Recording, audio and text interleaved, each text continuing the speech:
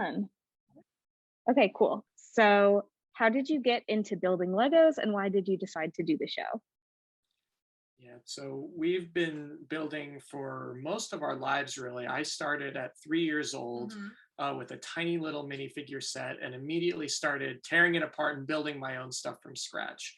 And then when Lauren was born, I wanted to bring her right into the hobby. And Lauren got really absorbed in building all these amazing things too. And Mhm. it's just been a shared passion for us for a really long Yeah, time. definitely. And even going off of just building with Lego, we also experienced a lot of playing the Lego video games together growing up. And also, we were fortunate enough to go to Legoland a lot growing up as well, to the theme park in California. So, kind of our whole childhood has been a lot of building together, having that be something fun we can do as siblings, also playing the games and going to Hmm. Legoland. We've just been a Lego family since day one. Yeah, definitely. And I think applying to the show, we had loved season one. And a lot of teams actually get onto Lego Masters through outreach of finding people at conventions, finding Lego builders at conventions, or maybe outreach through social media channels. But Brian and I were one of the few teams to actually cold apply. And Brian can tell that story of how he found it. Just on a Facebook ad. It's not a story.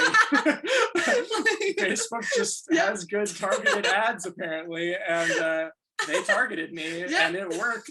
And he just sent me a message with the link. He's like, "Hey, do you want to apply?" And I said, like, "Let's. Why not? Let's do it." And Yeah. then sent in a video right here, with this background. And then we got a call and started the application process. And we just wanted to be able to have this experience that we saw other people have in the first season. Mhm. Awesome. And what were some of the challenges that you faced while competing? Mm. Yeah, so we faced all kinds of extreme challenges we never could have imagined. We had to build something where a small minifigure hero survives while the background behind it explodes magnificently. This was called the Hero Shot Challenge. We also had to build a massive 4 foot tall tower that would be put to the test with an earthquake simulator called the Richter scale. Yeah. And I think some of challenges that we actually faced while building this too Oh, is I is- misread the question. I'm about to like rehash, and then we did at least this I took the challenge, question a and different then way. Lauren actually got what the question If that's the was. way that the That question totally is. is. That totally is. I was taking this from a totally What the different. different challenges were, All right, but answer the right so, question. I think for some of the challenges we experienced was, for instance, having to build under a time pressure, like a really Mhm. extreme time pressure that we've never done before.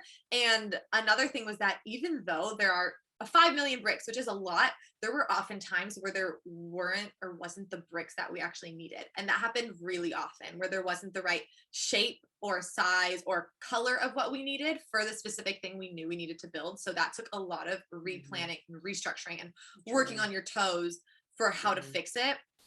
And that happened a lot, even though there were so many bricks. Yeah, I think the last thing that I'll add is that we were having to build things that had to be strong or had to Mm. perform in some Mhm. technical way that we had not prepared for and nobody could have prepared for because they're really intense challenges. And so we had to learn new building styles Yeah. and adapt as we were going in order to build strong, build with Technic bricks, Yeah. and build in ways that were just not in our normal wheelhouse of building. Mhm. Great. And what was your favorite project that you did during the competition? Now I Now I can can do talk that one. about yeah, so should I do the same one? Maybe I should Yeah. switch it up. And Okay. then I know We'll do the same my, one. and Okay. then we kind of have a similar third favorite. Maybe let's just do the top two. Okay. Yeah. Okay, you can start. Okay. So all right. So our favorite build was in the second episode, which was the Hero Shot Challenge, where we had a minifigure hero that had to survive while the background was blown to smithereens. We pulled the Ladybug hero and built her predator, a giant frog. And we named our hero Lola, and she concocted this amazing pollen plot to explode the frog off of the lily Mhm. pad in a big billow of pollen. And that build ended up winning us the challenge in the Yeah. second week. And it was something that we were really excited about. Yeah, and there's two other ones that I really enjoy. One of our other favorite ones is actually our most recent build, which is our 8th build, which is our pup Hazel, the princess pup, because we love the character that we gave her. She's our dog at home, and we gave her a crown and a little necklace, and she has a bejeweled tennis ball, and the sculpting that Bryan did of her face is just so well done that when we look at her, we really feel like it has the essence of our happy dog. So that's definitely one of our favorites. And then a quick other one I really love is the hat. I love the Phoenix Rising hat, and we had to make a Phoenix or a amulet as well. And that was one that I really liked. And Lauren just rocked it down that runway. Loved rocking that runway. That was really job. fun. I was amazed that she could do that so confidently with so much poise. Yeah, so I had a good time with that one. As you can tell, we don't even know where to stop. Yeah. We just love doing all of these challenges. And it was really fun to create all these amazing things. Awesome. And tell me about working and meeting Will and the Brickmasters. Yeah, they were a joy to work with. Will is so fun, so funny, and I think the best thing is that you can tell he really genuinely cares about both the people and the art and the builds that they're creating. You can see how he gets invested in what we're doing.